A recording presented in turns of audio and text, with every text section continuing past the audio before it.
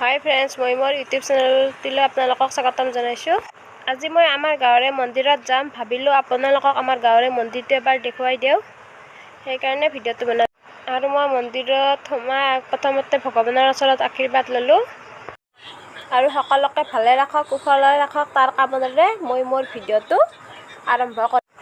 আৰু এতিয়া আমি ভিডিঅ'টো আৰম্ভ কৰোঁ। আমাৰ গাঁৱৰ প্ৰত্যেক ঘৰ মানুহে বহাগৰ 1 তাৰিখৰ পৰা প্ৰতিদিনে একফালৰ পৰা আৰু শেষলৈকে এখন এখনকৈ শৰাই আগবঢ়ায়।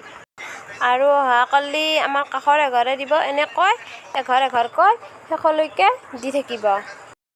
আৰু এই আমাৰ কণমানিজনীক দেখিছেনে, বালি লাৰিবলৈ পাই তাই কিমান ফূৰ্তি বা হাঁহি কি। আৰু আগতে মন্দিৰটো ইয়াতে আছিল, ইয়াৰ পৰা তাত পাতিছে মন্দিৰটো, আৰু ইয়াতে এতিয়া নতুনকৈ বনাই আছে আৰু মুখুতটো মোটামুটি হৈছে আৰু সভা ঘৰটো আছে বৰ্তমান। আৰু গছডাল দেখিছেনে ইমান ভাল লাগে। আৰু এইফালে বহুত ডাঙৰ আছিল, ইফালে মন্দিৰটো বন্ধাতে কাটি দিছে। আৰু ইয়াৰ পৰা মন্দিৰটো নি পেলাই ইয়াতে আমাৰ গাঁৱৰ মানুহখিনিয়ে নাম প্ৰসংগ ধৰি আছে। আৰু এই আমাৰ মন্দিৰৰ চৌহদখিনি।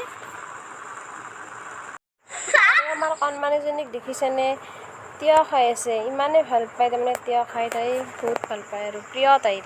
আৰু আমাৰ এই কণমানিজনী ইমানেই দুষ্ট, তাৰমানে ভালকৈ মোক নাংমান বহিবা দিয়া নাই। আৰু যদি এই ভিডিঅ'টো চাই ভাল লাগিছে, লাইক কমেণ্ট শ্বেয়াৰ আৰু লগতে ছাবস্ক্ৰাইব কৰি দিব। সকলোকে ভালে ৰাখক, কুশলে ৰাখক তাৰ কামনাৰে মই মোৰ ভিডিঅ'টোৰ পৰা বিদায় ল'লোঁ। Thank U.